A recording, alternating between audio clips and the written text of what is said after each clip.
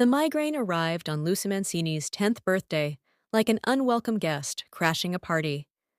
One moment, she was blowing out candles on the tiramisu her father had made specially for her, surrounded by family in the small apartment above Bella Nata restaurant. And the next moment, the world tilted sideways as white-hot pain lanced through her skull. Lucia! Piccolina, what's wrong? Her father Marco's voice sounded distant, distorted, as if he were speaking underwater. She tried to answer, but the words wouldn't come. Instead, a cacophony of voices filled her head. Whispers in languages she'd never studied, fragments of conversations she'd never heard, all swirling together in a linguistic maelstrom that made no sense, yet somehow contained perfect meaning. Her mother Sophia caught her as she swayed, strong hands steadying her small frame. Marco! She's burning up! Call Dr. Rossi! The next 3 days passed in a fevered blur.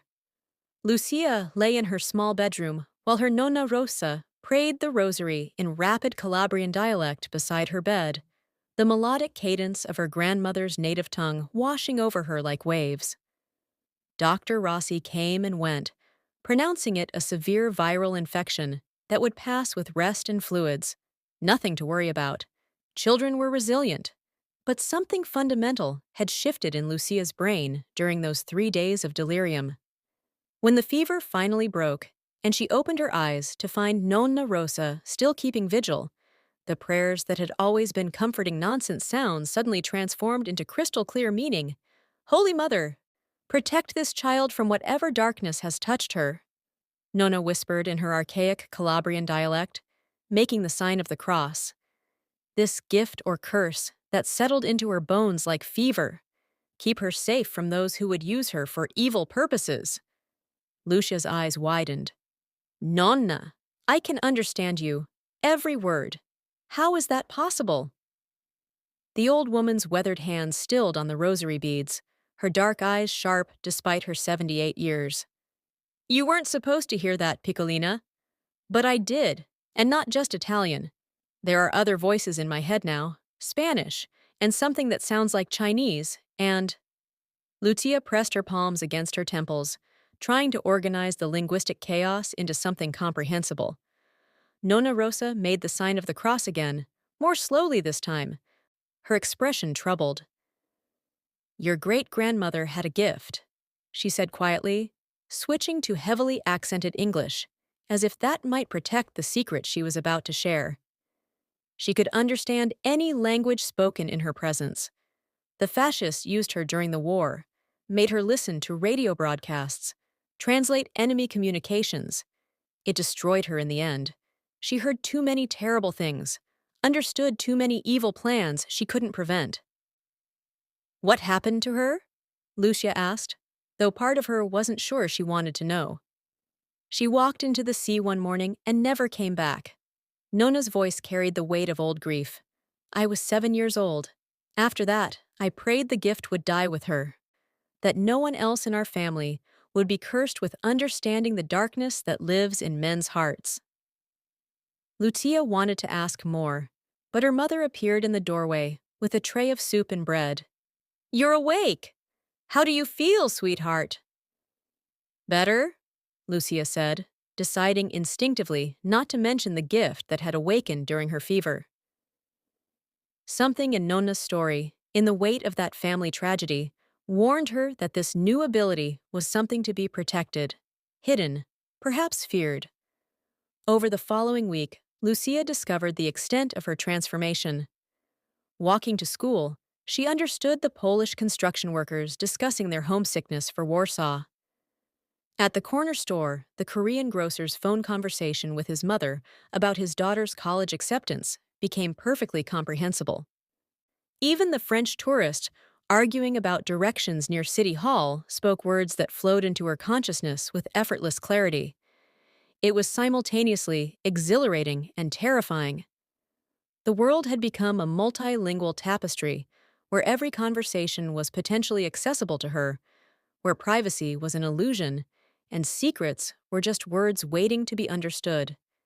She told no one except Nonna, who made her promise to be careful, to never let anyone know about the gift unless absolutely necessary. People fear what they don't understand, Piccolina, Nonna warned, and they try to use what they fear. You must be very careful who learns about this ability. Marco Mancini remained blissfully unaware of his daughter's transformation. His attention was consumed by Bella Nota, the upscale Italian restaurant he'd built from nothing over the past decade. It occupied the ground floor of their building in South Philadelphia, serving authentic regional Italian cuisine to an increasingly elite clientele. Marco had inherited his grandmother's recipes and his father's work ethic, but he'd added his own innovation and passion to create something special. Bella Nota had been reviewed by the Philadelphia Inquirer's food critic, featured in regional magazines, and had become the reservation everyone wanted but few could secure. What Marco didn't fully appreciate was that his restaurant's reputation had attracted more than food enthusiasts. The private back room with its discreet entrance and soundproofed walls had become a favorite meeting place for men whose business dealings existed in the shadows beyond legitimate society. Lucia noticed these men during her frequent visits to the restaurant after school. She'd sit in the corner of the kitchen doing homework while her father worked, absorbing the controlled chaos of professional cooking. The men in expensive suits would arrive in black cars, speaking in careful euphemisms, their eyes constantly scanning for threats, even in the safe haven of her father's establishment. "Who are they, Papa?" she'd asked once, watching 3 such men being escorted to the private room by the maitre d'. Marco had barely glanced up from the risotto he was stirring. "Just businessmen, Piccolina. They appreciate good food and privacy for their discussions. Don't worry about them." But Lucia did worry, especially after she overheard 2 of the kitchen staff, Paolo and Giuseppe, talking in rapid Italian about Santoro's men, and how the restaurant had become neutral territory for family business. She understood enough from her gift and from growing up in South Philadelphia to know that family meant more than blood relations in certain contexts. The restaurant's 10th anniversary celebration was planned for a Friday in October, 3 months after Lucia's 10th birthday.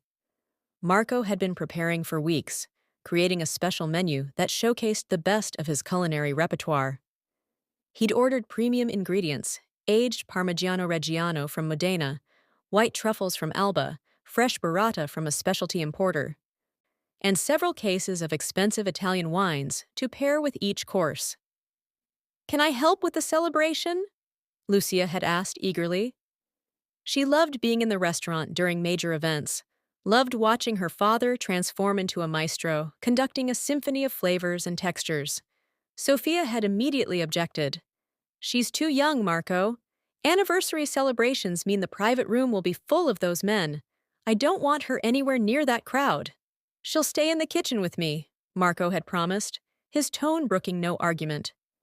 He was a gentleman most of the time, but when it came to his restaurant or his daughter, his word was final. "Lucia can help plate the desserts. It'll be good experience for her." "Experience for what?" Sophia had challenged. "You want her to become a chef like you?" "I want her to understand the value of craftsmanship," Marco had replied quietly, "of taking pride in work well done. Whether she becomes a chef or a doctor or a teacher, those lessons matter." So on that Friday evening in October, Lucia found herself in Bella Naught's kitchen, wearing a small white apron her father had custom-made for her. Her station was set up near the pastry section, where she carefully arranged fresh berries on individual servings of tiramisu with an artist's precision, listening to the multilingual chatter of the kitchen staff without revealing that she understood every language being spoken. The celebration was in full swing by 8 o'clock.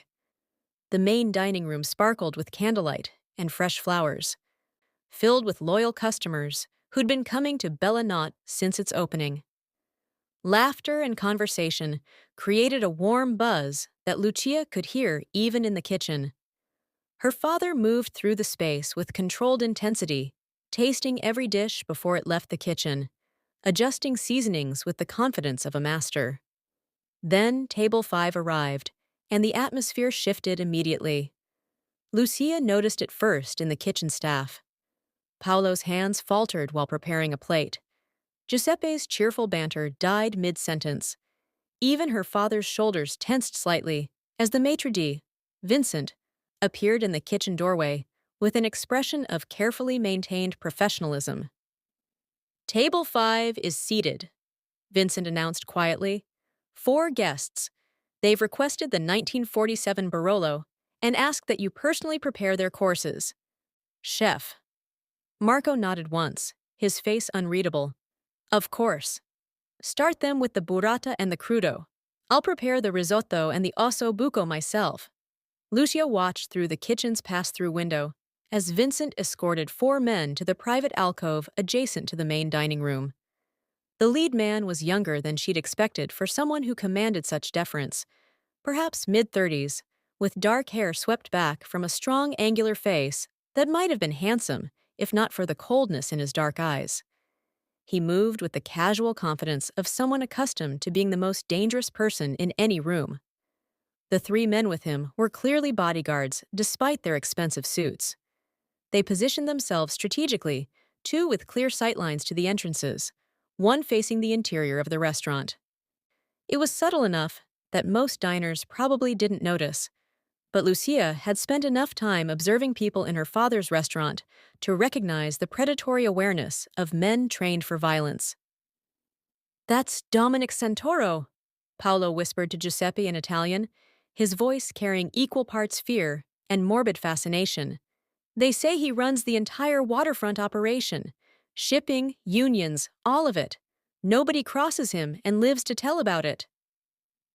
"Why does he eat here?" Giuseppe asked nervously, his hands moving mechanically as he assembled an appetizer plate. "Because your uncle makes the best osso buco in Philadelphia," Marco interjected sharply, also in Italian, causing both young men to jump. "And because Bella Nata is a neutral territory where business can be discussed without fear of violence or surveillance. Which means we treat him exactly like any other valued customer, with respect and exceptional food. Understood?" Both men nodded quickly, returning their attention to their work with renewed focus. But Lucia noticed her father's hands trembling slightly as he began preparing the risotto, selecting the most perfect arborio rice, the richest chicken stock, the finest butter and cheese. This was more than just making food for a valued customer. This was preparing a meal for someone whose satisfaction might mean the difference between continued prosperity and sudden disaster. 20 minutes passed in tense efficiency as courses were prepared and delivered to table 5. Lucia watched from her station, noting how the server's hands shook slightly when approaching the alcove. How Vincent personally delivered each plate with elaborate presentation. How the other diners grew quieter when waitstaff passed table 5 on their way to other tables. Then 2 men arrived whom Lucia had never seen before. They entered through the service entrance, wearing the formal attire of professional sommeliers. Black suits, silver taste-of-in cups on chains around their necks, the cultivated air of wine experts. Vincent met them at the door, checking their credentials with unusual thoroughness before allowing them to proceed toward the wine cellar. Something about their movements triggered alarm bells in Lucia's instincts. They moved too stiffly, like actors who hadn't quite mastered their roles. Their eyes scanned the restaurant with the same predatory awareness as Santoro's bodyguards, rather than the distracted focus of service professionals. And when one of them glanced toward the kitchen, his expression carried a cold calculation that made Lucia's skin prickle with unease. She watched as they descended into the wine cellar, emerging moments later with the 1947 Barolo that Table 5 had ordered. The bottle was handled with exaggerated reverence, cradled in a wine basket as if it were a religious artifact. The taller sommelier carried it, while the second one followed with a crystal decanter and 4 wine glasses arranged on a silver tray. They moved toward table 5 with the elaborate precision of a formal wine service, positioning themselves beside Santoro with professional deference. The taller one began the presentation ritual, displaying the label, describing the vintage, explaining the proper serving temperature, while his companion prepared the decanter. and then they began speaking to each other in Sicilian. The dialect was old-fashioned, archaic even, the kind spoken in rural villages by grandmothers who'd never fully adopted modern Italian. They probably assumed no one in this upscale Philadelphia restaurant would understand their conversation, that they could speak freely while maintaining their performance. They were catastrophically wrong. The words flowed into Lucia's consciousness with crystal clarity, each syllable perfectly comprehensible despite never having encountered this particular Sicilian dialect before. Her gift translated the language effortlessly, and what she heard made her blood turn to ice. The hemlock extract is completely tasteless in red wine, the taller sommelier murmured, while carefully uncorking the Barolo with elaborate ceremony. Especially in something this expensive, the tannins mask any residual bitterness. Santoro will be dead within 30 minutes of consumption. And the blame falls perfectly on the chef, the second one replied, his hands steady as he began the decanting process. Everyone in the organization knows Mancini had gambling debts to the Volkov family. The Russians were pressuring him for payment. The narrative writes itself. Desperate chef poisons his creditor's rival, hopes to curry favor with new masters. By midnight, the Russians control the waterfront and Santoro's territory, the first one continued, swirling the wine gently in the decanter. And Mancini takes the fall for murder. Perfect setup. Lucia's heart hammered against her ribs so hard she thought it might crack through her chest. Her father had gambling debts? To Russian mobsters? And these men, these assassins disguised as sommeliers, were about to poison Dominic Santoro and frame her papa for murder? She looked toward her father, who was putting finishing touches on the osso buco, completely unaware of the catastrophe unfolding mere feet away. She could tell him what she'd heard, but he'd never believe her. How could she explain understanding a Sicilian dialect she'd never studied? By the time she convinced him to take her seriously, Santoro would already be dead and the police would be arresting Marco for murder. The servers wouldn't listen to a child. Vincent was too far away. And the assassins were already pouring the poisoned wine into Santoro's glass, their performance flawless as Santoro nodded appreciatively at their professional presentation. Lucia's mind raced through options, each one discarded as quickly as it formed. Every second of hesitation brought Santoro closer to drinking from the glass, now being placed in front of him. The other men at his table received their glasses. The sommelier began describing the wine's characteristics: notes of cherry and tobacco, hints of leather and earth, the complexity of a vintage that had aged for nearly 80 years. Santoro reached for his glass, lifting it to his lips with casual appreciation. Without thinking, acting on pure instinct and desperate terror for both the stranger at table 5 and her father, who was about to be framed for murder, Lucia dropped her pastry brush and ran. She burst through the kitchen doors into the elegant dining room, her small form moving with the desperate speed of someone trying to prevent catastrophe. Startled diners gasped as she weaved between tables. Vincent reached for her, his expression horrified at this breach of restaurant decorum, but she was too quick, too focused, too absolutely terrified to stop. "Don't drink the wine!" she screamed, her voice cutting through the refined atmosphere like a knife through silk. "It's poison! They're trying to kill you and blame my papa!" The entire restaurant froze. Conversations died mid-sentence. Forks paused halfway to mouths. The ambient music seemed to grow louder in the sudden silence. And in the alcove, Dominic Santoro slowly, very slowly, lowered the glass that had been centimeters from his lips. His dark eyes shifted from the terrified child standing in the middle of his private alcove to the two sommeliers, who had gone completely pale, to the wineglass in his hand, and finally to the spreading stain of red liquid on the white tablecloth where the second sommelier's hand had jerked in shock, spilling the poisoned Barolo across the fabric like blood. "What did you say, little one?" Santoro's voice was surprisingly gentle, though something deadly lurked beneath the calm surface like a shark beneath still water. Lucia's father appeared behind her, his face a canvas of horror, confusion, and paternal protectiveness. His hands found her shoulders, pulling her back slightly, as if he could retroactively prevent whatever damage she'd just caused. Lucia, I'm so sorry, Mr. Santoro. My daughter, she doesn't understand. She's just a child who— They were speaking Sicilian, Lucia interrupted, her voice trembling but determined. She was committed now, had crossed a line that couldn't be uncrossed. The old dialect. They said the hemlock is tasteless in red wine. They said you'd be dead in 30 minutes. They said the Russians would take the waterfront, and my papa would be blamed because he owes them money. The words tumbled out in a rush, everything she'd overheard spilling forth with the desperate hope that someone would believe her, that she wasn't already too late. The silence that followed was absolute, the kind of silence that precedes either salvation or violence, where the outcome balances on a knife's edge and even breathing might tip the scales in the wrong direction. Dominic Santoro's expression never changed. His face remained a mask of studied neutrality that revealed nothing of the calculation happening behind those cold, dark eyes. But his hand moved with casual precision, a subtle gesture that communicated volumes to the men around him. The two bodyguards at nearby tables, who Lucia had correctly identified as more than ordinary diners, rose smoothly from their seats, positioning themselves between the exits and the two sommeliers. Another man appeared from somewhere in the restaurant's interior, moving with the same predatory grace to block the service entrance.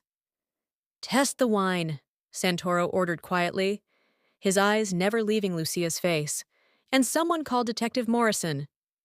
"Tell him we have a situation that requires his immediate attention." One of his associates, a broad-shouldered man with a scar bisecting his left eyebrow, produced a small device from inside his jacket. Lucia watched with fascinated horror as he dipped what looked like a test strip into the wine that had spilled across the tablecloth. The paper changed color immediately, shifting from white to a distinctive shade of purple that made even Santoro's carefully composed expression flicker with something dark and furious. "Hemlock," the man confirmed grimly, his voice carrying the certainty of someone who'd seen this particular shade of purple before. "Concentrated extract. Enough to kill a horse, let alone a man. Death would have been unpleasant and relatively swift." The two fake sommeliers made their move simultaneously, lunging toward different exits with the desperate energy of men who knew they were already dead if they didn't escape immediately. But Santoro's men were faster, trained for exactly this kind of situation. Within seconds, both assassins were on the floor, arms twisted behind their backs, faces pressed against the expensive carpeting, while other diners watched in horrified fascination. Marco Mancini sank into the nearest chair, the implications of everything crashing over him like a tidal wave. His face had gone ashen, sweat beading on his forehead despite the restaurant's carefully controlled temperature. One hand gripped the edge of the table, while the other found Lucia's smaller hand, holding it with trembling fingers. "Papa," Lucia whispered, suddenly terrified that she'd made everything worse rather than better. "Papa, I'm sorry. I couldn't let them hurt anyone. Couldn't let you—" "Shh, Piccolina," Marco managed, though his voice shook. "You did nothing wrong. You saved—" His voice broke, unable to complete the thought. Dominic Santoro rose from his chair with fluid grace, moving around the table to crouch down until he was at Ludia's eye level. Up close, she could see the faint scars on his knuckles, the calculating intelligence in eyes that missed nothing, the coiled tension of someone always prepared for violence, but capable of restraint. "What's your name, little one?" he asked, his voice carrying none of the gentleness adults usually adopted when speaking to children. He addressed her as an equal, someone worthy of direct communication. "Lucia," she whispered. "Lucia Mancini. And how does a 10-year-old girl understand an archaic Sicilian dialect? Lucia Mancini." The question was delivered without accusation, purely curious, as if he were solving a particularly interesting puzzle. Lucia glanced at her father, whose expression conveyed utter confusion. She'd never told him about her gift, had kept Nonna's warnings about secrecy in the forefront of her mind for 3 months. But that secret had just saved a man's life and possibly prevented her father from being framed for murder. "I don't know exactly," she admitted, her voice barely audible above the murmur of shocked conversation resuming throughout the restaurant. "It started on my birthday. I had a really bad fever for 3 days, and when it went away, I could understand any language I heard. It just makes sense in my head. Like my brain unlocked some kind of translation key." Something shifted in Santoro's expression. A flicker of surprise quickly masked, replaced by intense assessment. He studied her for a long moment, as if seeing her properly for the first time, recognizing something valuable where he'd initially seen only a child. "Any language," he repeated slowly, testing the claim. "Not just Italian dialects." "Any language," Lucia confirmed. She pointed toward the kitchen. "Paolo and Giuseppe speak Italian. The dishwashers speak Spanish. The delivery drivers speak Mandarin and Vietnamese. The construction workers next door speak Polish. I understand all of them." "Remarkable," Santoro murmured, genuine fascination breaking through his controlled exterior. He straightened, turning to Marco with an expression that was difficult to read. "Your daughter just saved my life and exposed a plot that would have destroyed both our families. That creates a debt, Mr. Mancini, and I always pay my debts." The promise in those words carried weight that Lucia didn't fully understand, but her father clearly did. Marco's grip on her hand tightened protectively, his expression conflicted between gratitude for Santoro's survival and fear of what owing a debt to such a man might ultimately cost. The restaurant's elegant atmosphere shattered completely as police sirens wailed in the distance, growing closer with each passing second. Within minutes, Philadelphia Police Department officers flooded into Bella Knott, led by a tall detective with prematurely gray hair and tired eyes that suggested he'd seen far too much of humanity's darkness. "Detective Morrison," Santoro greeted him, with the easy familiarity of men who'd crossed paths many times before. "Thank you for responding so quickly." Morrison surveyed the scene with practiced efficiency. The restrained assassins, the spilled wine with its telltale purple test strip, the frightened child standing beside her father, the restaurant full of wealthy witnesses who'd just watched an assassination attempt unfold during their anniversary celebration. "Mr. Santoro," he replied neutrally, "I see you've had an interesting evening." "These men attempted to poison me," Santoro stated matter-of-factly, gesturing toward the two operatives now being held by his bodyguards. "The wine contains hemlock. Test strip confirms it. Multiple witnesses can verify their service and my daughter's warning." He nodded toward Lucia, the possessive pronoun causing both her and Marco to flinch slightly. "Your daughter?" Morrison's eyebrows rose skeptically. "A figure of speech," Santoro corrected smoothly. "Mr. Mancini's daughter. She overheard these men discussing their plot and courageously warned me before I could drink the poisoned wine." Morrison crouched beside Lucia, his expression softening slightly. "Is that true, sweetheart? You heard them planning to poison Mr. Santoro?" Lucia nodded, acutely aware of all the eyes on her. Her father's worried gaze, Santoro's calculating assessment, the detective's professional scrutiny, the restaurant staff watching from the kitchen doorway, the wealthy diners craning their necks to see what would happen next. "They were speaking Sicilian," she explained carefully, following Nonna's advice to reveal only what was necessary. "I understand some Italian from my grandmother. They said the hemlock was tasteless in red wine and that Mr. Santoro would be dead in 30 minutes. It was true, if incomplete. Morrison seemed satisfied with the explanation, nodding as he made notes in a small leather-bound notebook. "And your name?" "Lucia Mancini, sir. I'm 10 years old. My father owns this restaurant."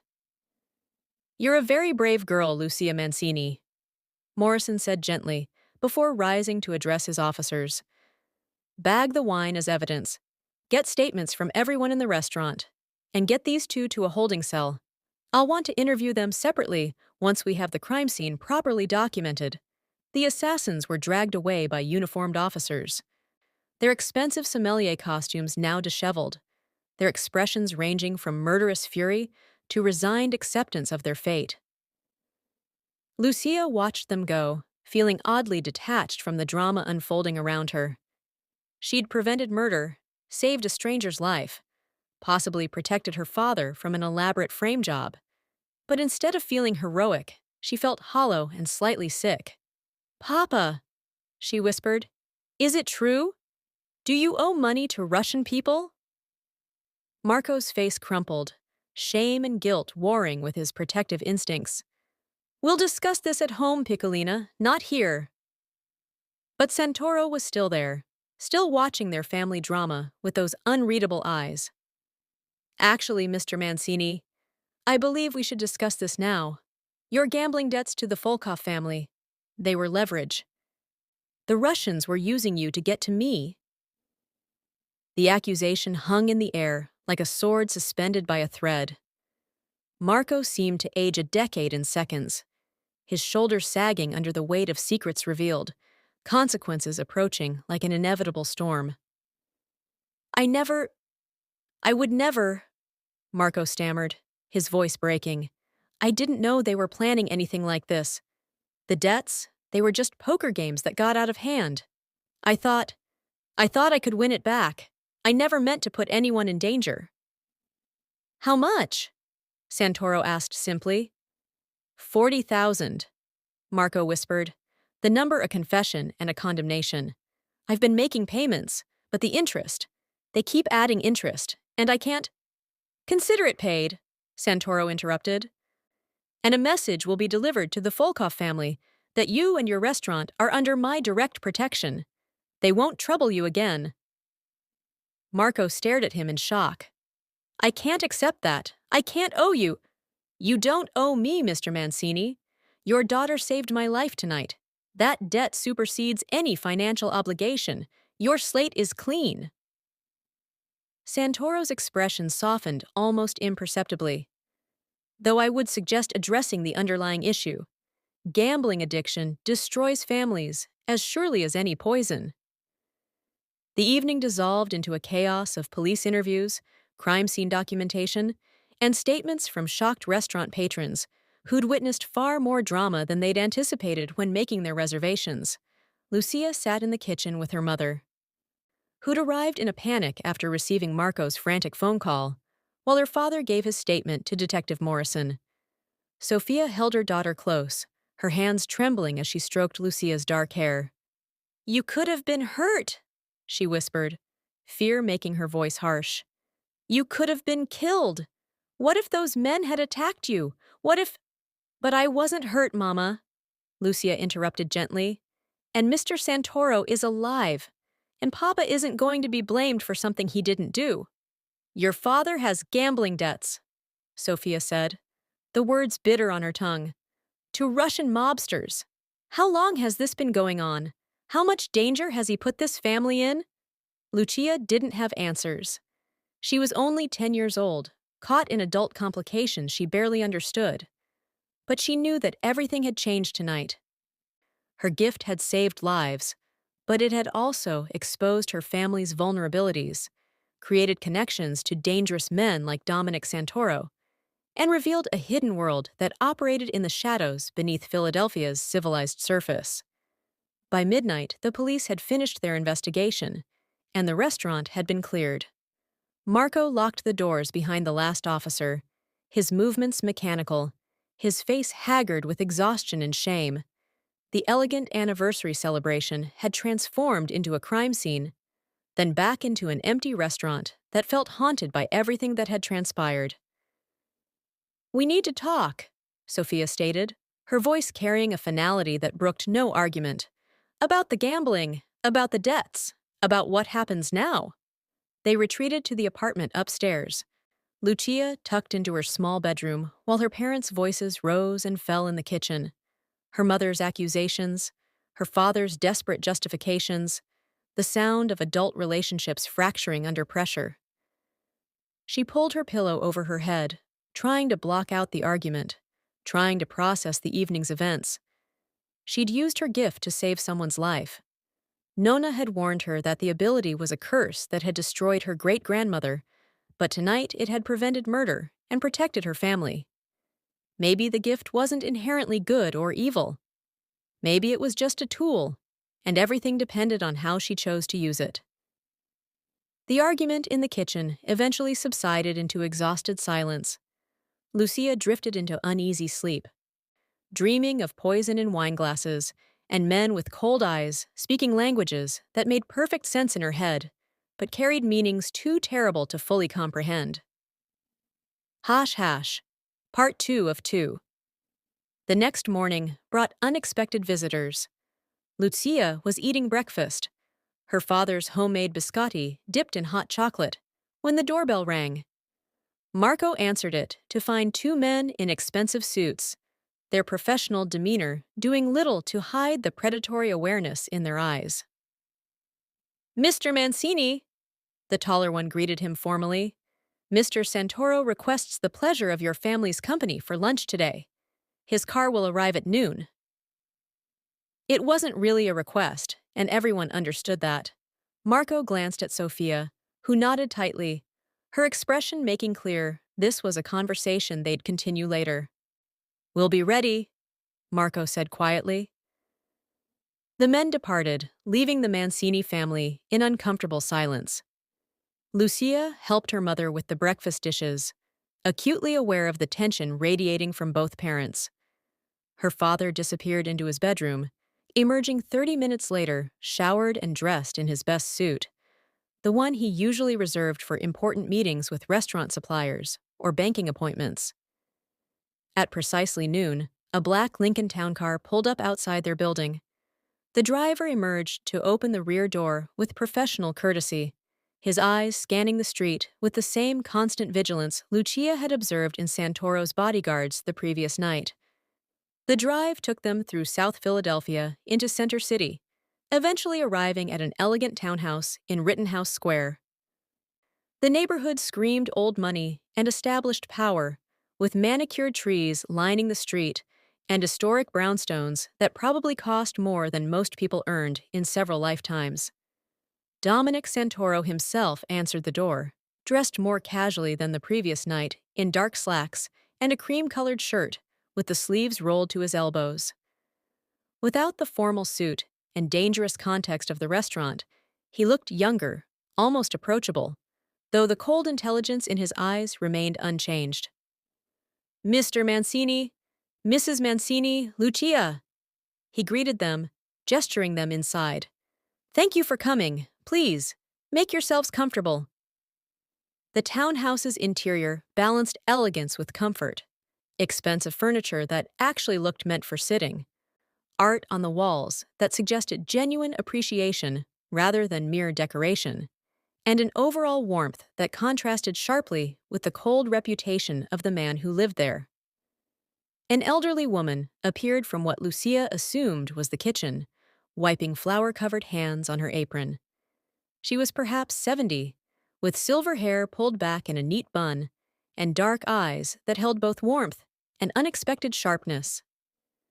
"This is my Aunt Benedetta," Santoro introduced. "She helps manage my household and generally keeps me from becoming a complete barbarian."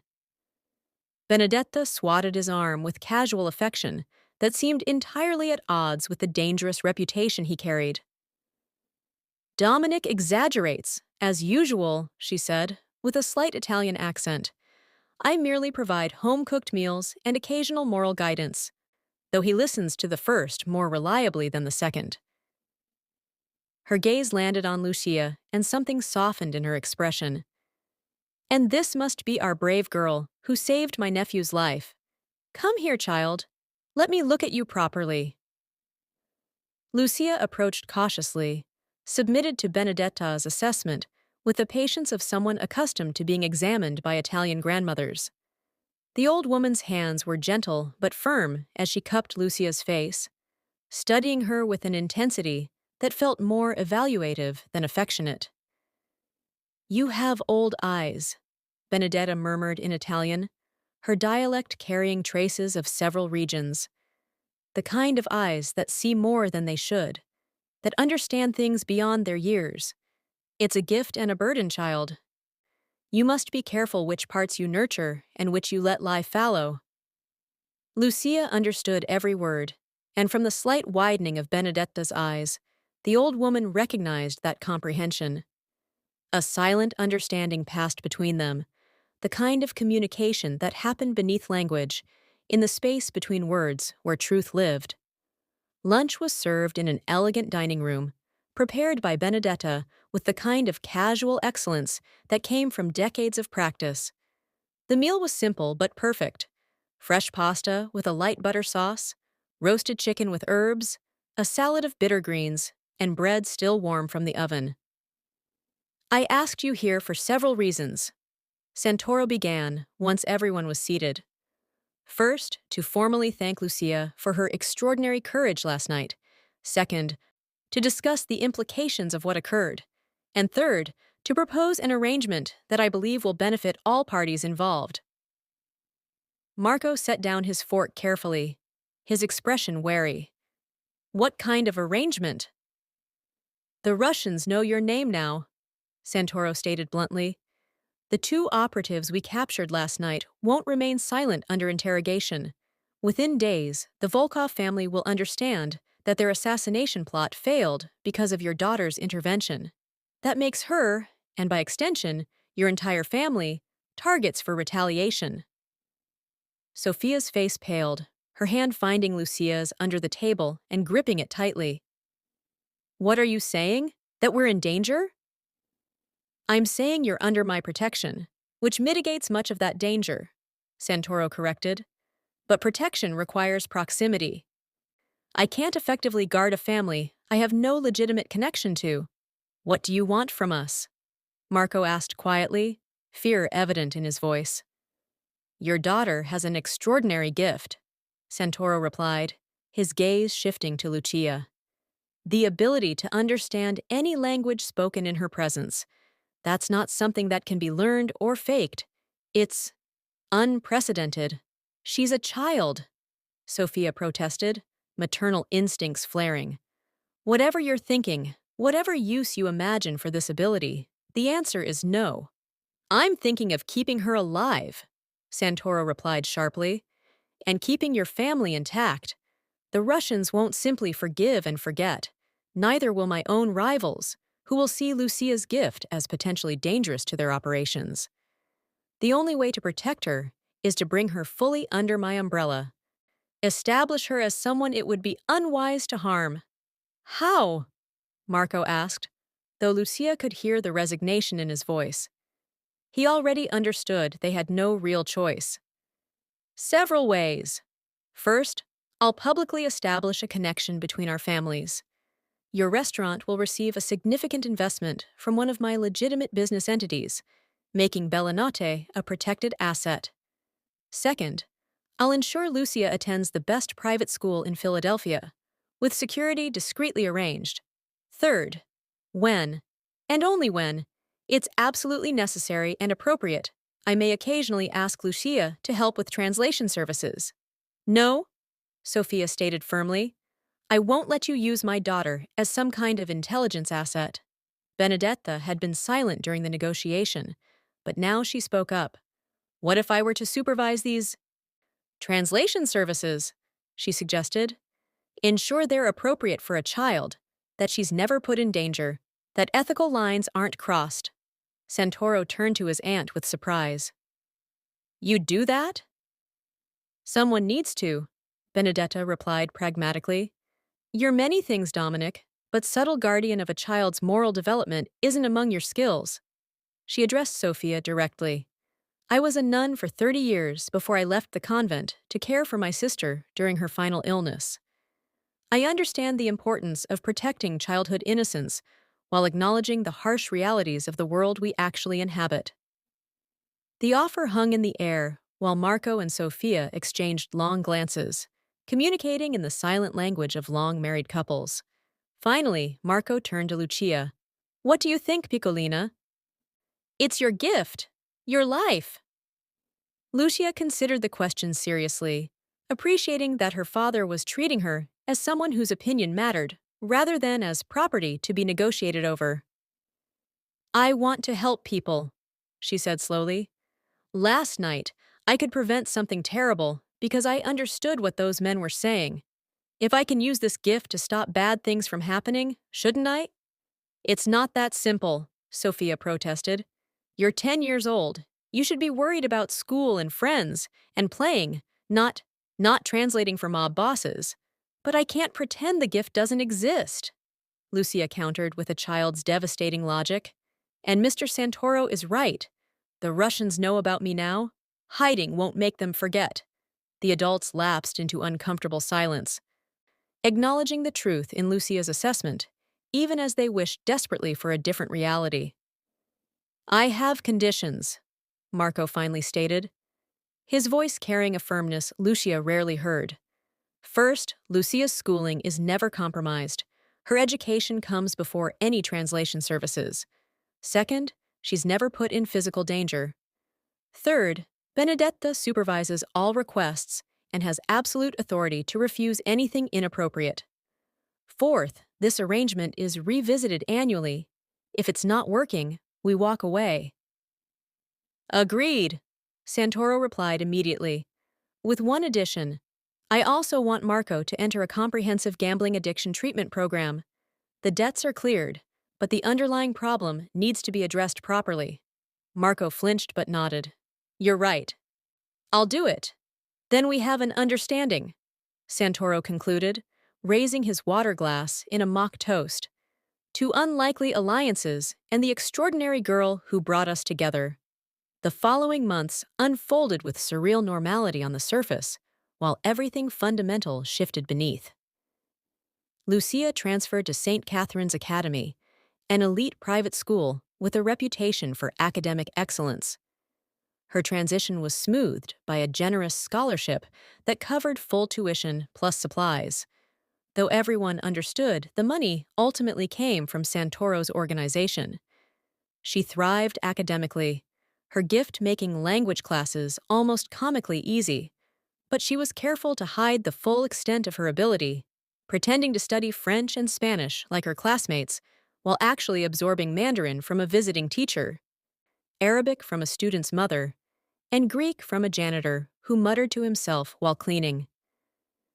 Benedetta became a regular presence in Lucia's life, visiting twice weekly under the guise of tutoring in Italian culture and history. In reality, these sessions involved complex ethical discussions about moral responsibility, the difference between understanding information and acting on it, and how to maintain humanity while navigating a world often devoid of it. Your gift makes you powerful, Benedetta explained during one session, her weathered hands folded on the kitchen table. But power without wisdom is dangerous. You must constantly ask yourself, does understanding this conversation obligate me to act? Or am I simply violating someone's privacy? How do I know the difference? Lucia asked. That's the question you'll spend your whole life answering, Benedetta replied. But I can give you a starting framework. If someone is planning to harm innocent people, you act. If someone is merely speaking ill of someone else, you ignore it. The hard cases fall in between. The translation services Santoro had mentioned materialized slowly and always through Benedetta's oversight. The first request came 3 months after their initial agreement, a recording of a phone conversation in Albanian that potentially contained threats against one of Santoro's legitimate business partners. Lucia listened to the recording in Benedetta's presence, understanding every word of the discussion about sabotaging a construction project to force a sale under market value. She provided a translation. Benedetta verified that the content warranted action, and Santoro's security team prevented the sabotage. A criminal conspiracy was disrupted, a legitimate business was protected, and Lucia had used her gift for something arguably good. But the moral lines remained complicated. She was helping a mob boss, regardless of how legitimate his specific businesses might be.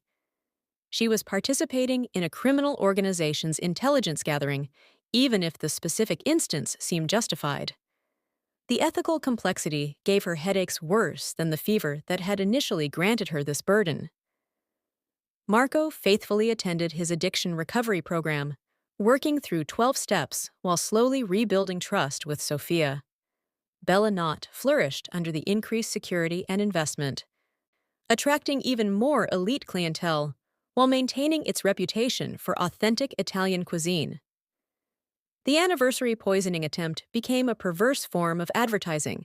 The restaurant where a brave girl stopped a murder attracted morbid curiosity that translated into reservations. Life assumed a strange rhythm: school, homework, dinners with family, visits from Benedetta, occasional translation work that Lucia couldn't discuss with anyone except her parents and the former nun who'd become her moral compass. She made friends at St. Catherine EOAS, learned to navigate the social hierarchies of wealthy children, and tried to maintain some semblance of normal childhood despite the extraordinary circumstances underlying everything. Then, 6 months after the poisoning attempt, everything changed again. Lucia was walking from her last class to the school's main entrance, where her father usually picked her up. The afternoon was crisp with early spring sunshine, other students chattering around her about weekend plans and upcoming exams. She was mentally reviewing vocabulary for her French test, unnecessary given her gift, but maintaining appearances required effort, when a white van pulled up to the curb.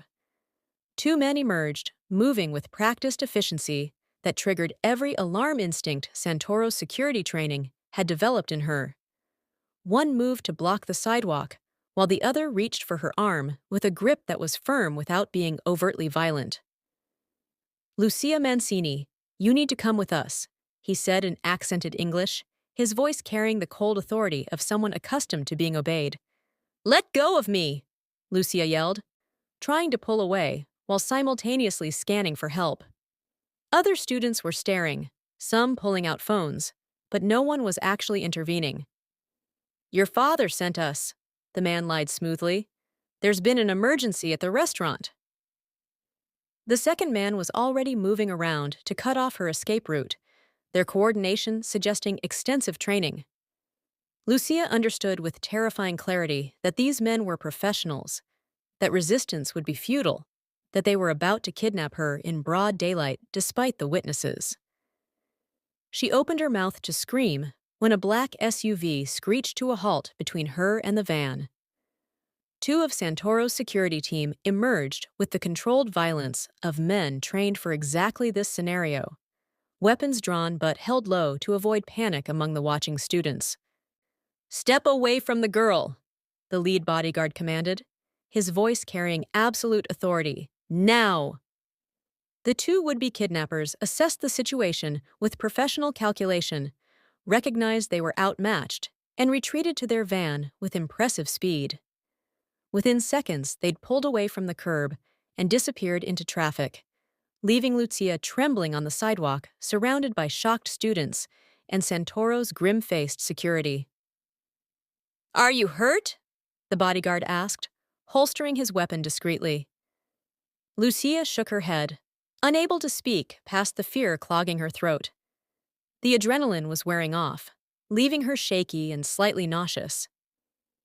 "We'll need to inform Mr. Santoro immediately," the bodyguard continued, pulling out his phone. "And your parents. This was a direct attempt to acquire you.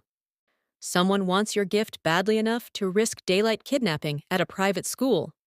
The drive to Santoro's townhouse passed in a blur. Lucia sat in the back seat, wrapped in a security blanket someone had produced from the SUV's emergency kit, watching the city pass while trying to process what had almost happened. She'd come within seconds of being taken, of disappearing into some nightmare scenario where her gift would be exploited without the ethical safeguards Benedetta provided.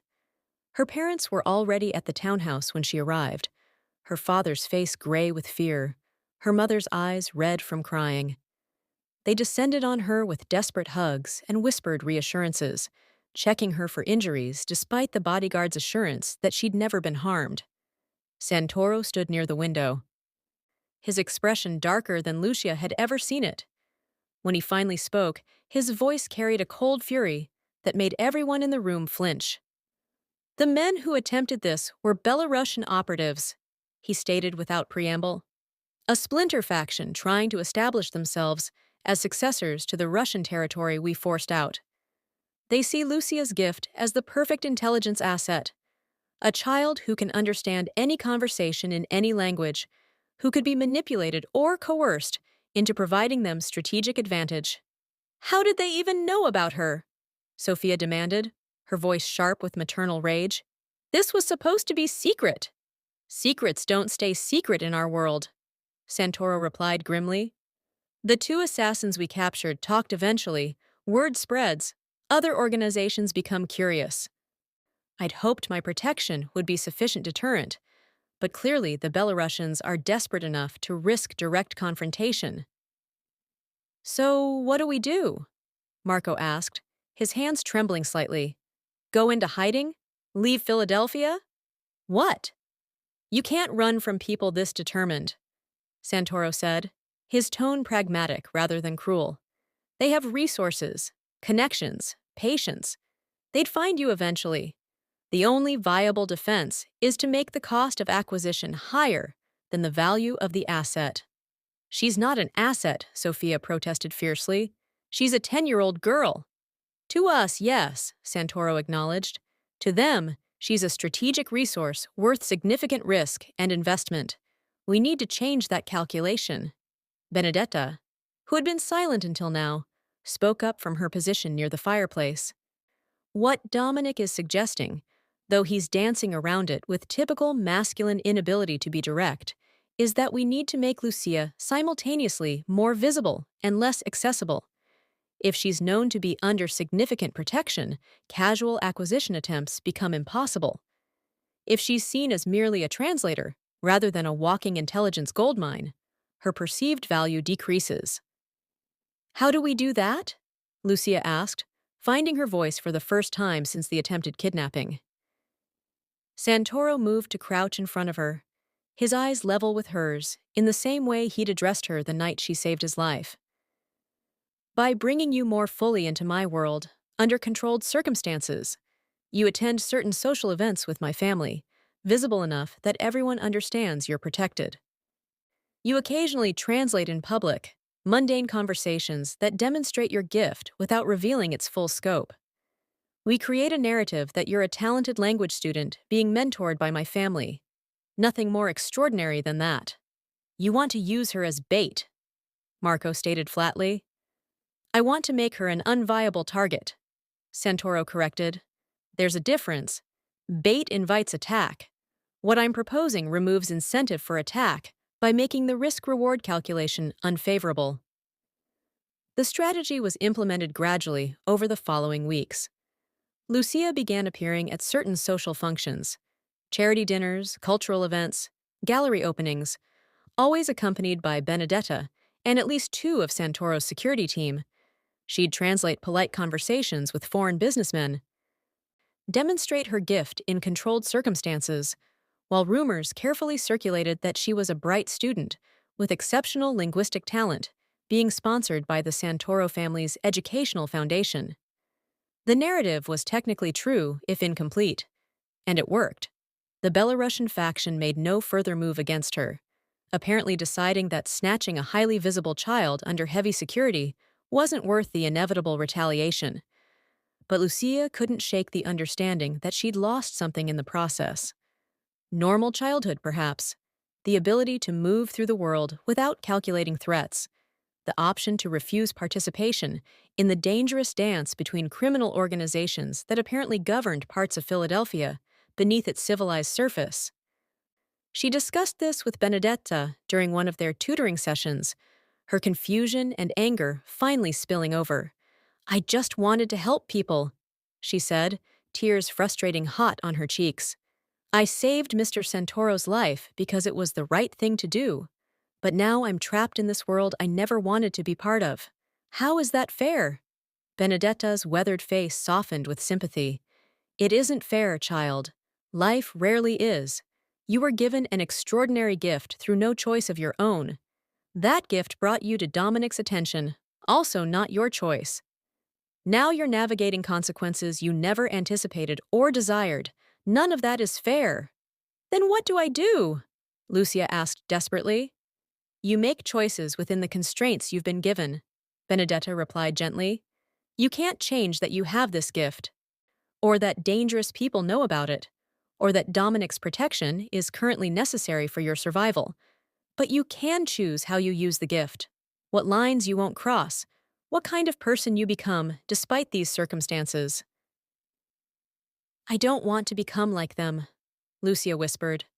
Like Mr. Santoro and his people. They're so cold, so willing to hurt people. I don't want to be that. Then don't be, Benedetta said simply. Dominic is what he is because of choices he's made, circumstances he's faced, compromises he's accepted.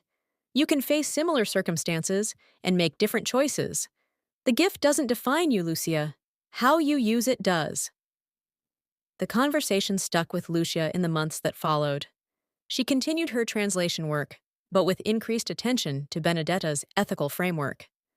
She helped prevent violence, exposed criminal conspiracies, protected innocent people, but refused to participate in anything that felt purely about business advantage or competitive positioning between criminal organizations. Santoro, surprisingly, respected these boundaries. When she declined to translate a conversation between rival drug dealers discussing territory, saying it didn't meet her ethical criteria, he simply nodded and found another translator. When she insisted on providing information to police about a human trafficking operation she'd learned about through overheard conversations, he arranged for the intelligence to reach Detective Morrison through channels that couldn't be traced back to her. Gradually, a grudging respect developed between the child with the extraordinary gift and the dangerous man who'd become her unlikely protector. They weren't friends. The power differential and moral gulf made that impossible. But they were something. Partners, perhaps, in a complicated arrangement that served both their interests. Sophia remained deeply uncomfortable with the arrangement, voicing her concerns frequently to Marco and Benedetta. But even she couldn't deny that Lucia was thriving in many ways, excelling academically, developing confidence, learning to navigate complex situations with remarkable maturity for her age. On Lucia's 11th birthday, a full year after her gift had first manifested, Santoro hosted a small celebration at his townhouse. Lucia's parents attended, along with Benedetta and a few of Santoro's more legitimate business associates. The gifts were generous but appropriate: books, art supplies, a high-end laptop for her schoolwork.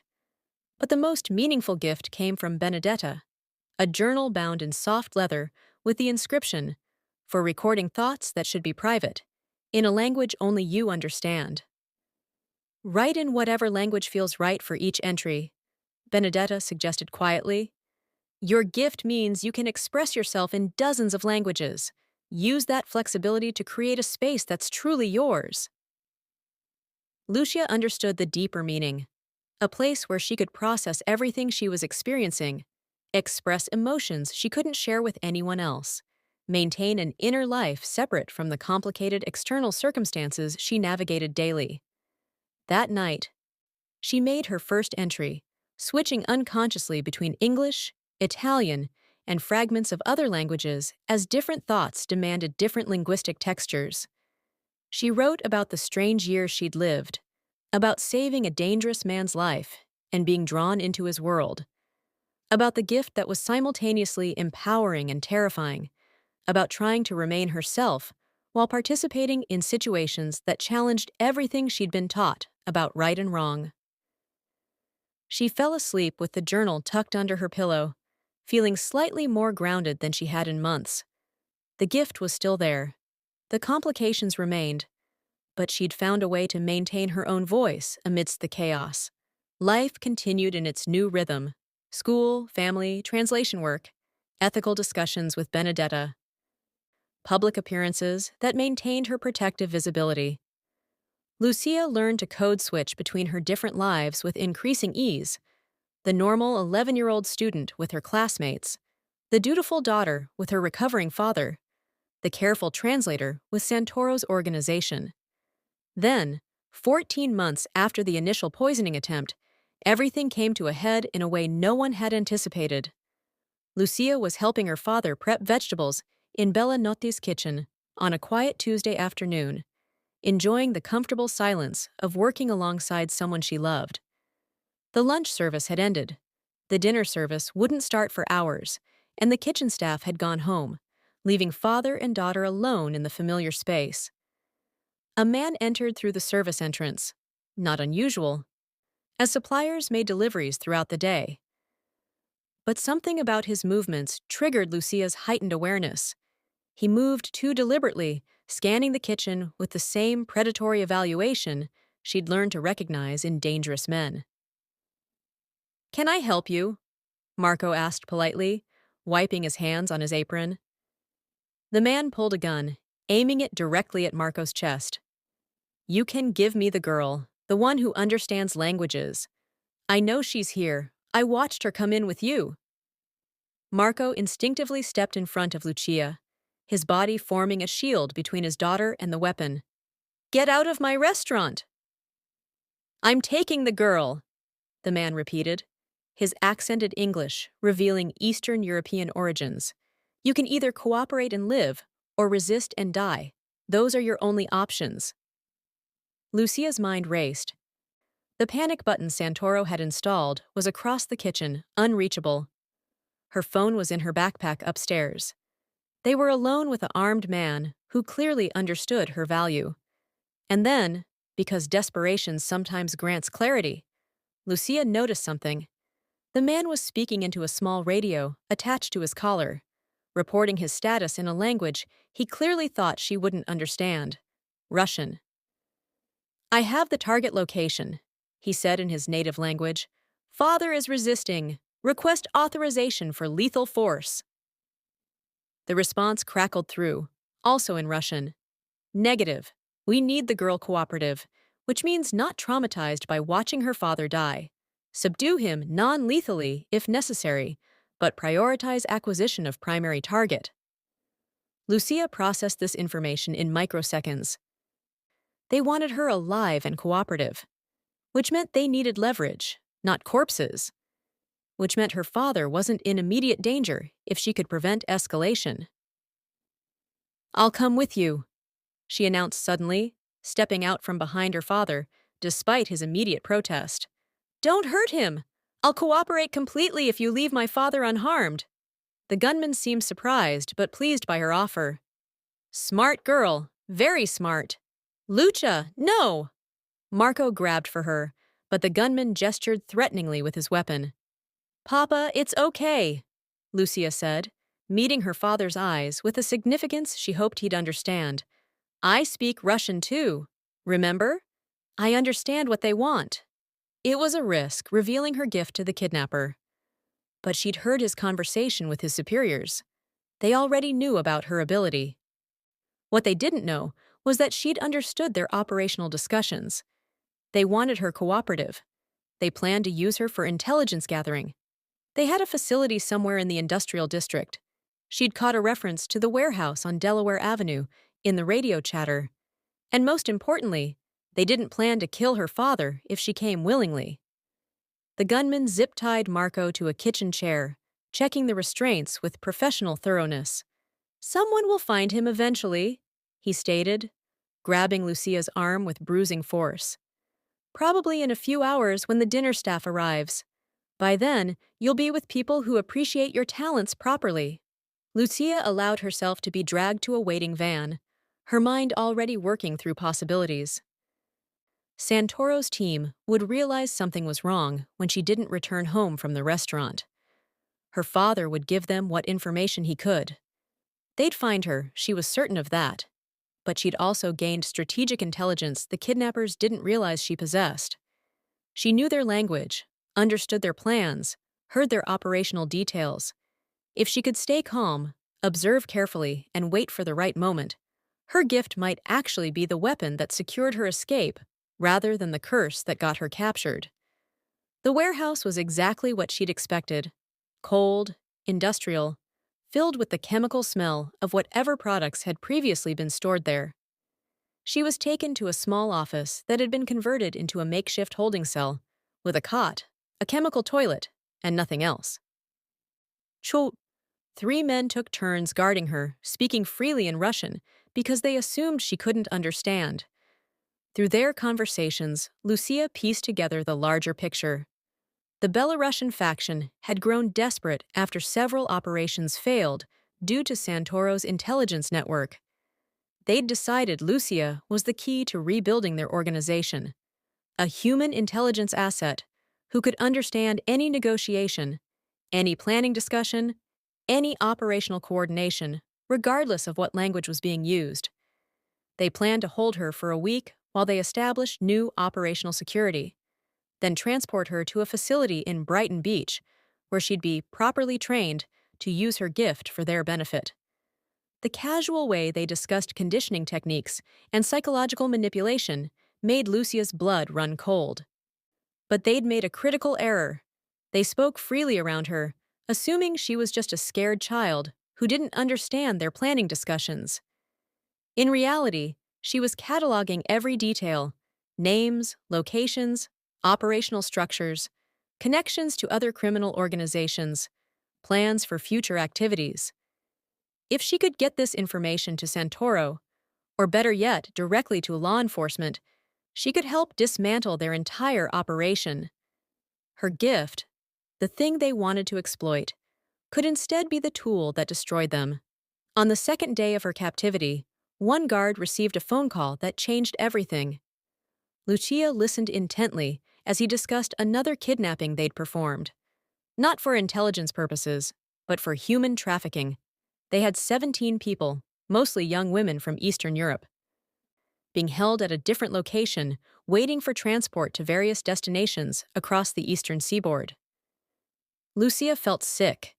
This wasn't just about her anymore. There were other victims, other people whose lives were being destroyed by these men. Her gift had revealed not just her own situation, but a much larger criminal enterprise that needed to be stopped. That night, when her guard dozed off, a professional failure that suggested exhaustion from running an operation with too few personnel, Lucia carefully worked at the zip ties binding her wrists. Santoro's security training had included basic escape techniques, taught under the premise that knowledge of how restraints worked was valuable, even for civilians. It took nearly an hour of patient, painful effort, but eventually the plastic restraint loosened enough for her to slip one hand free. She waited, listening to the guard's steady breathing, then carefully opened the office door. The warehouse was dark, except for dim security lighting. She could hear voices in the distance, guards discussing something in Russian. If she could find a phone, if she could call Santoro or her parents, or even 911, she could provide enough information to justify a raid that would free her and the trafficking victims. She crept through the shadows, her heart hammering so loudly she was certain someone would hear it. Near what looked like a foreman's office, she found a desk with a landline phone. Her hands shook as she lifted the receiver, dialed 911 with trembling fingers. 911, what's your emergency? My name is Lucia Mancini, she whispered, speaking as quickly and quietly as possible. I'm 11 years old. I've been kidnapped, and I'm being held at a warehouse on Delaware Avenue. But that's not the most important thing. The men who took me also have 17 people they're trafficking, mostly young women. They're at a different location, but I heard them give an address.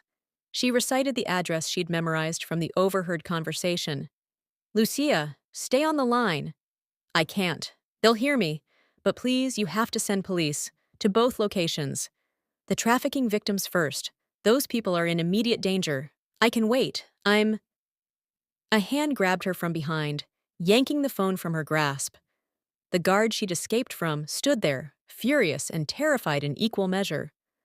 Clever little girl, he snarled in Russian, dragging her back toward the office. Too clever. We'll have to move you now before the police arrive. But Lucia had accomplished what she needed. The 911 call had been made. The information provided. Even if they moved her, even if they tried to escape, law enforcement would be acting on her intelligence. The trafficking victims would be found. The organization would be disrupted. Her gift had finally been used for something unambiguously good. The next hours passed in chaos. The kidnappers realized law enforcement was coming, scrambled to evacuate, argued about what to do with Lucia. Some wanted to kill her to eliminate the witness. Others insisted she was too valuable to waste. The arguments grew heated. Conducted in Russian, they still didn't realize she understood. Then, just as they were loading her into a van for transport, the warehouse exploded with activity. Law enforcement poured in from multiple entrances: FBI agents in tactical gear, Philadelphia police SWAT team, and among them, Lucia spotted Detective Morrison coordinating the operation. Gunfire erupted. Lucia threw herself to the ground, covering her head, while trained professionals executed a raid with devastating efficiency. Within minutes, the shooting stopped, replaced by the sounds of arrests being made and wounded receiving medical attention. "Lucia!" Her father's voice cut through the chaos. She looked up to see Marco running toward her, Sophia right behind him, both accompanied by Santoro's security team. "Lucia, oh God, are you hurt?" "I'm okay, Papa," she managed, allowing herself to be enveloped in her parents' desperate embrace. "I'm okay." Detective Morrison approached once the immediate reunion had calmed slightly. "That was incredibly brave and incredibly stupid," he told Lucia seriously. "You could have been killed." "But I wasn't," Lucia replied, exhausted but somehow triumphant. "And you found the trafficking victims, right? From the address I gave you?" Morrison's expression softened. "We did. 17 people, just like you said.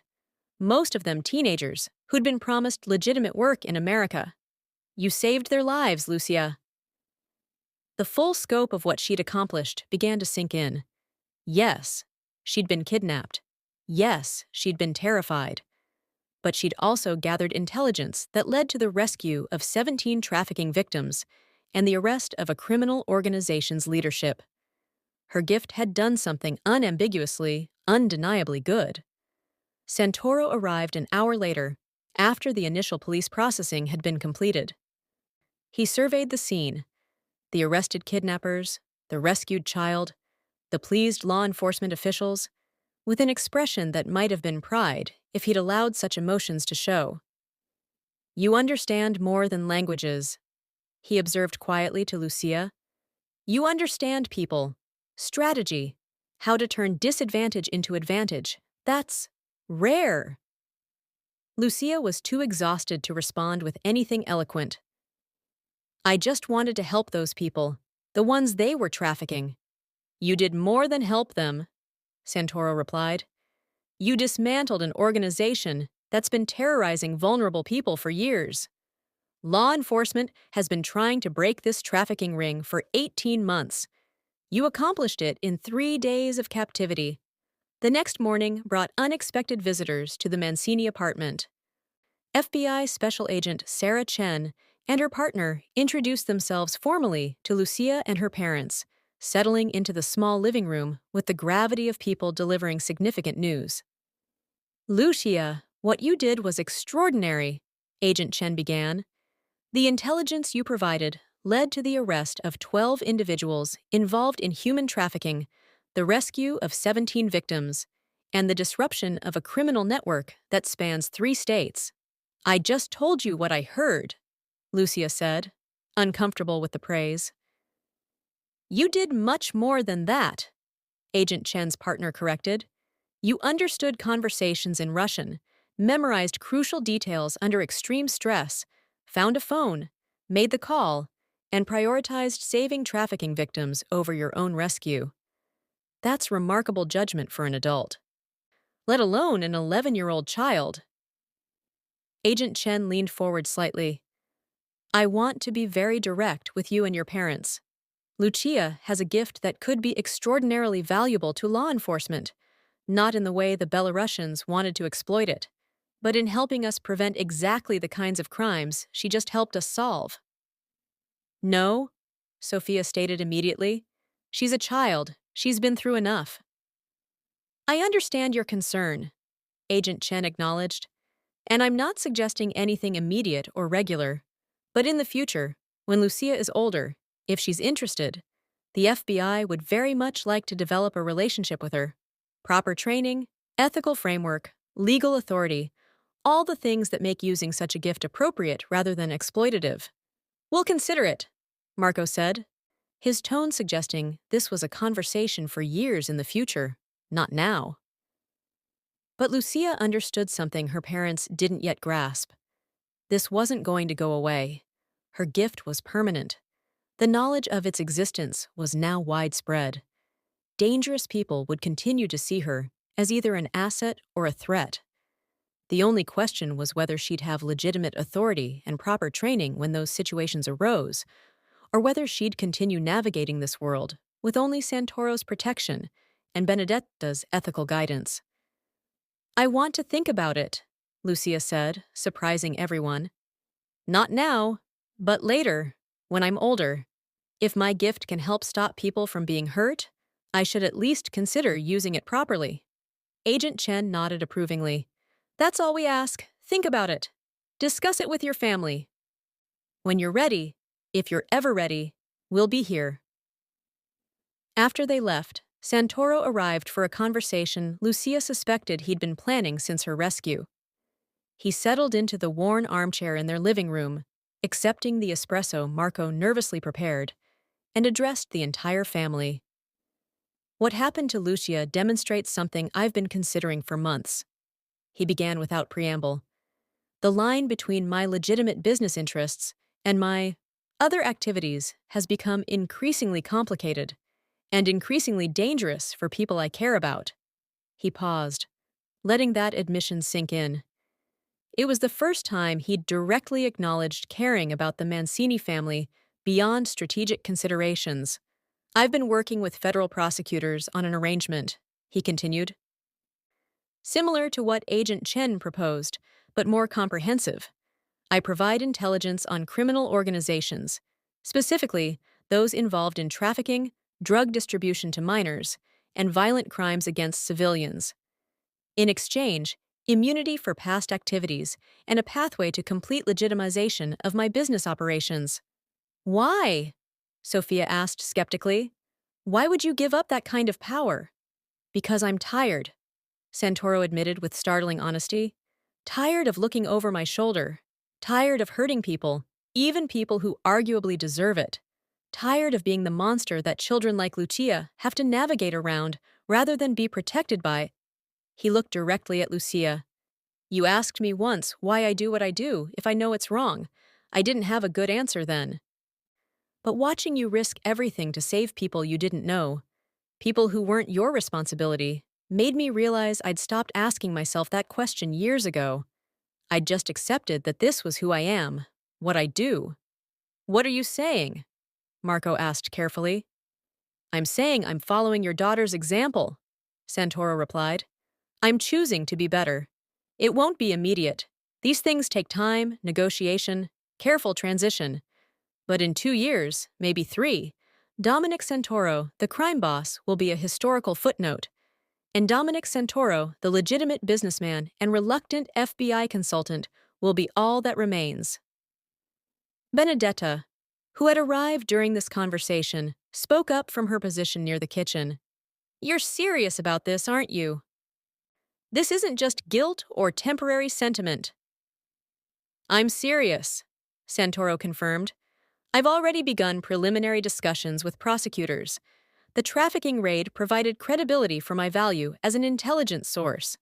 Your godchild's kidnapping demonstrated the ongoing risks of maintaining connections to criminal enterprises. It's time. The transformation didn't happen overnight. True to Santoro's prediction, it took nearly 2 years of careful negotiation, strategic information sharing, and gradual extraction from criminal networks.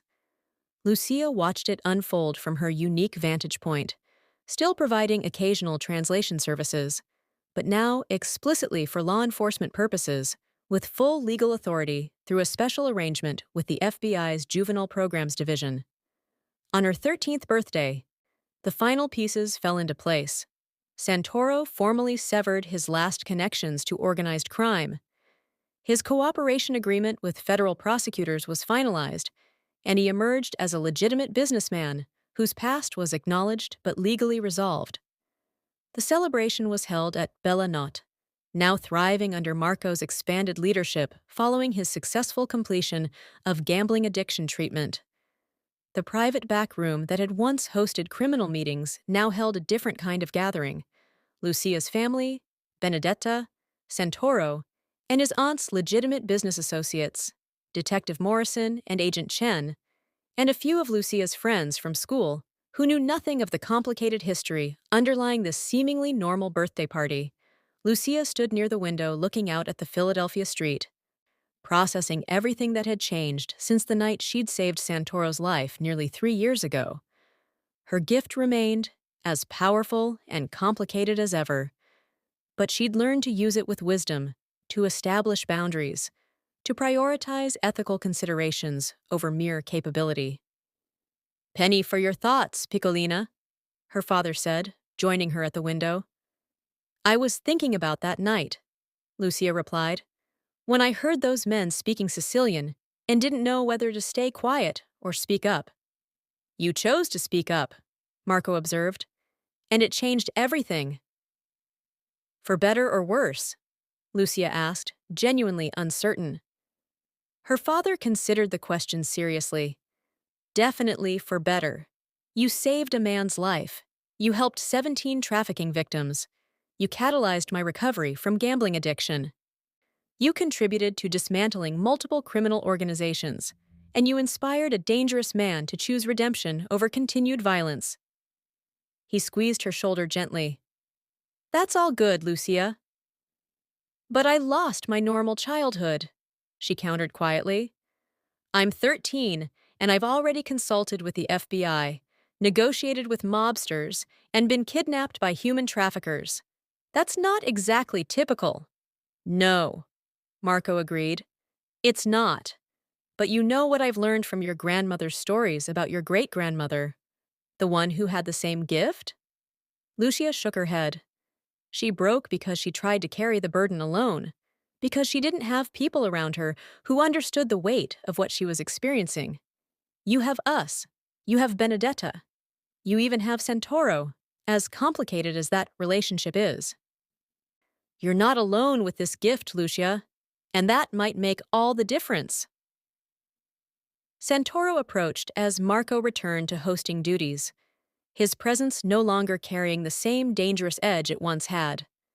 Reformed or merely reformed, Lucia still wasn't entirely certain, but she recognized genuine change when she saw it.